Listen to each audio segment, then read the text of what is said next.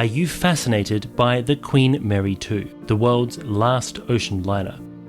Forget the usual onboard tour. Today we're diving deep into the hidden wonders of this legendary ocean liner.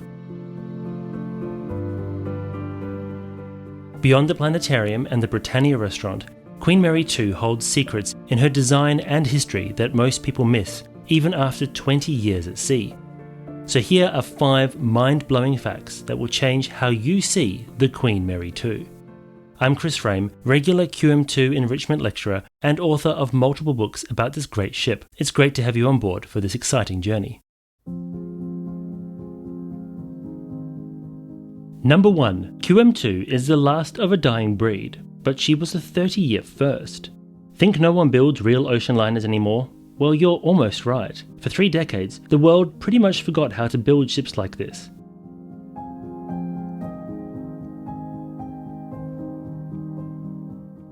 Then came the Queen Mary 2. Unlike today's cruise ships designed to undertake leisurely pleasure voyages from coastal ports, QM2's chief architect, Stephen Payne, designed her from the keel up to conquer the Atlantic Ocean for more than 40 years in any weather conditions.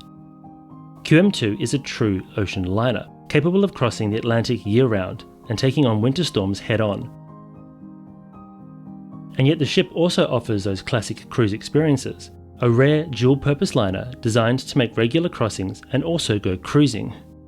You can learn more about dual-purpose liners in my video about ocean liners versus cruise ships. The link's in the card on the screen now and the description.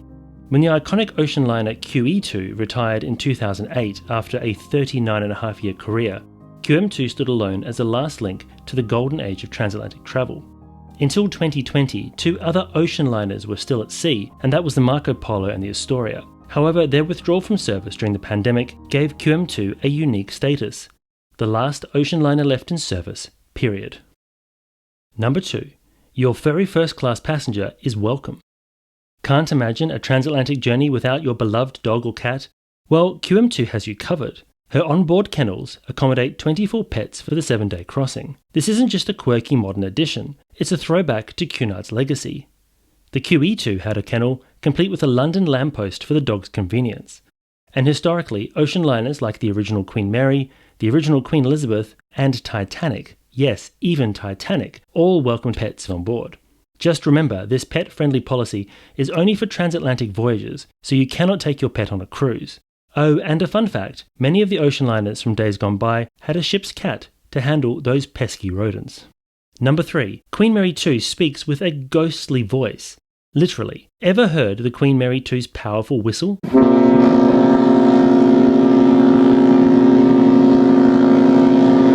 It's actually a chorus of 5 whistles. There's 2 on the bow and 1 on the mast, audible from 10 miles away and used when the ship navigates fog. But look closer at the funnel and you'll see 2 gigantic whistles. The starboard whistle, that's an original from the legendary RMS Queen Mary of the 1930s. This piece of history sailed with the original Queen Mary until 1967 and was loaned to Cunard and found its home on QM2 in 2003. A modern twin joins it, creating a truly authentic ocean liner sound. Listen to this. It's pretty cool to think that that whistle that sounds on board Queen Mary 2 was heard by people travelling on the original Queen Mary in the 1930s and 1940s. Number 4. Her pods weigh more than a Boeing 747.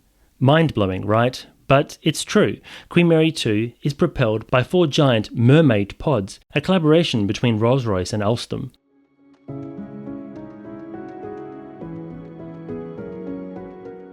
Each pod, housing 4 stainless steel propeller blades, pulls the ship through the water, unlike traditional propellers that push the ship. 2 of these pods rotate 360 degrees, acting as the rudder, while the other 2 are fixed. Each pod and its machinery weighs a staggering 320 tons, the equivalent to a Boeing 747 jumbo jet.